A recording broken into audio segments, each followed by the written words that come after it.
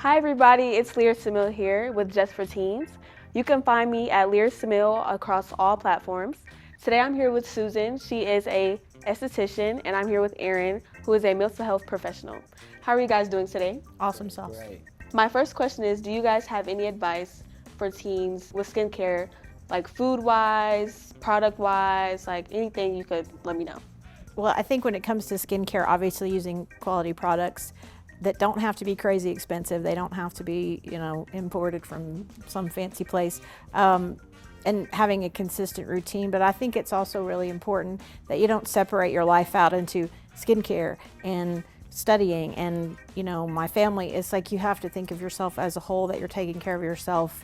So skincare is part of taking care of your mental health, your physical health, eating well, staying away from, I tell kids all the time, stay away from the energy drinks, the high sugar things. It's not good for your skin at all. It's going to show up in your skin.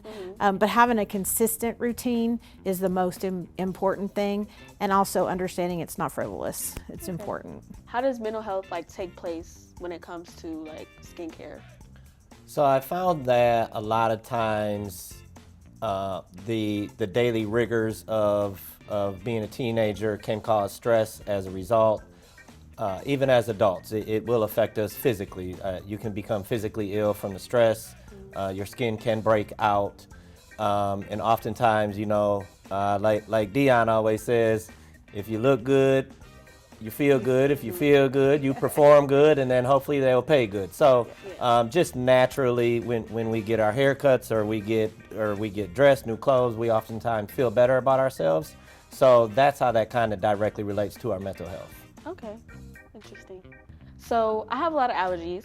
So what are some things I can stay away from to prevent me from breaking out or, getting pimples or anything like that can just keep my face clear? Yeah, one of the first things is always a consistent skincare routine, cleansing your face every morning and night, getting off the residue and oils, and then using a good moisturizer, whether it's an oil control moisturizer or a regular moisturizer, but then also staying away from processed foods. If it comes out of a box and it's got 700 ingredients that you can't pronounce, don't eat it.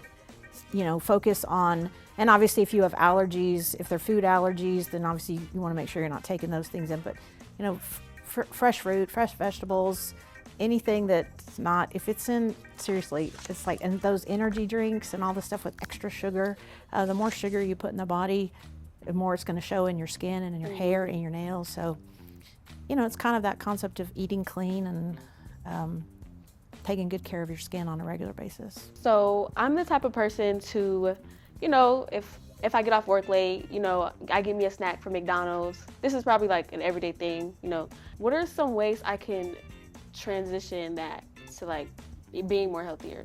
You're hurting my heart right now. I'm kidding. Well, obviously staying away from fast food is a great option, but if you don't have any other options, that's the only thing open and you're tired and you're hungry and whatever, get something that they offer that's not loaded up with fats and all that. They have salads, they have yogurt parfaits, they have things like that. Grab something like that, because if you start loading up with all that junk right before you go to bed, you're not going to sleep as well, you're not going to be as rested, and your body's going, what's going on?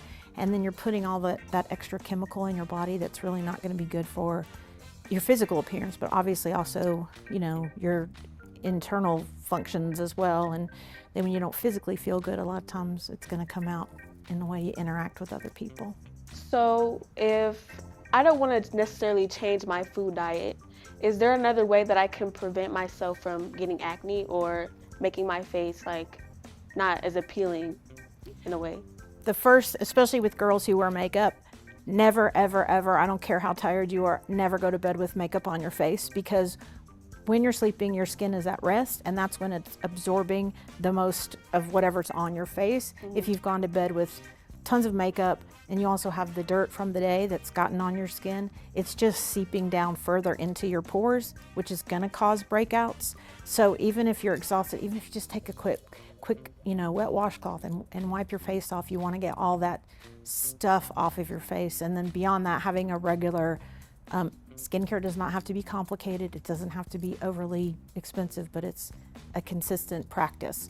Washing your skin, using moisturizer, giving yourself a mask every now and again, and then using spot treatment that's why I love the pimple patches, because they really do work. Plus they're cute. It's like, oh, I got a little star on my face.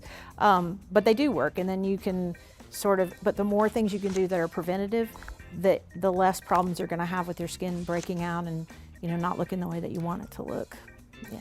Thank you guys for joining. Make sure you guys like and subscribe, and we'll see you later.